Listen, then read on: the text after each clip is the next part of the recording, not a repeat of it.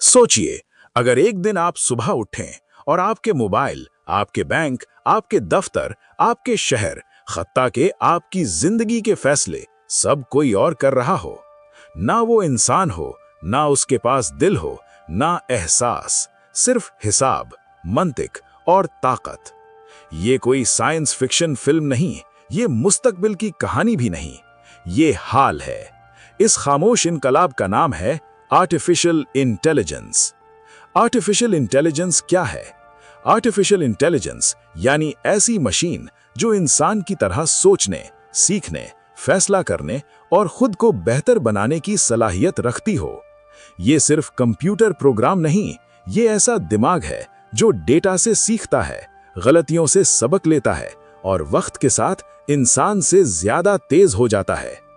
आज एआई आपको रास्ता बताती है, आपकी आवाज पहचानती है, आपके चेहरे को याद रखती है और बाज़ जगह आपसे बेहतर फैसले करती है।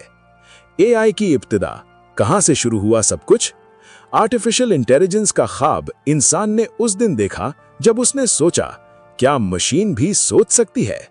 1950 में एक बरतानवी साइंसदान एलन ट्यूरिंग ने यह सवाल उठाया। इसी सवाल से एआई की बुनियाद पड़ी।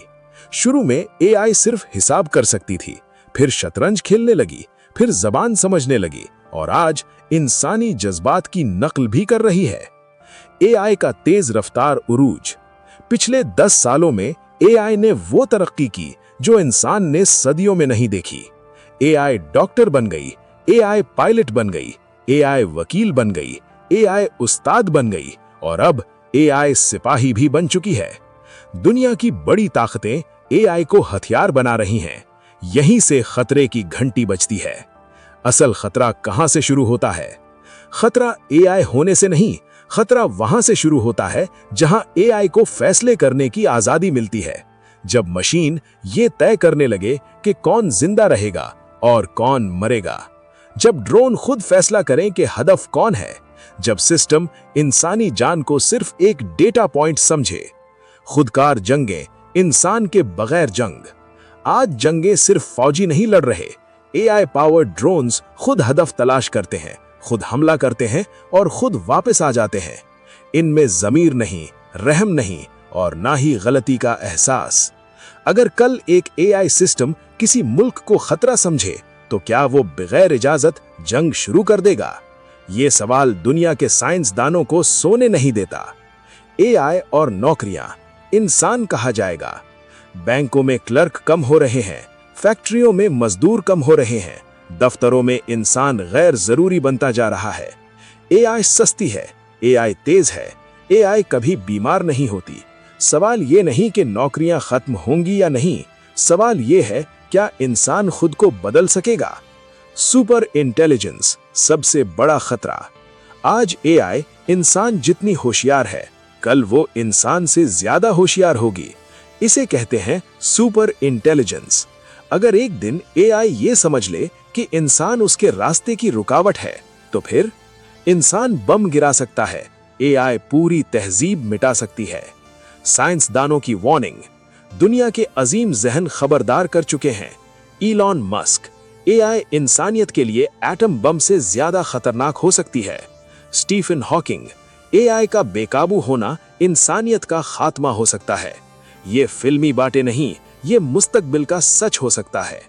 एआई और इंसान, फर्क खत्म हो रहा है। एआई अब आवाज की नकल करती है, चेहरे बना लेती है, वीडियोस जाली बना सकती है।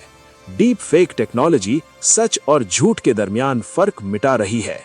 कल किसी का चेहरा किसी जुर्म में दिखा दिया जाएगा और हकीकत कोई साबित नहीं कर सकेगा। अखलाकियात और मजहब का सवाल। क्या एक मशीन अखलाकी फैसला कर सकती है? क्या उसे नेकी और बदी का फर्क सिखाया जा सकता है?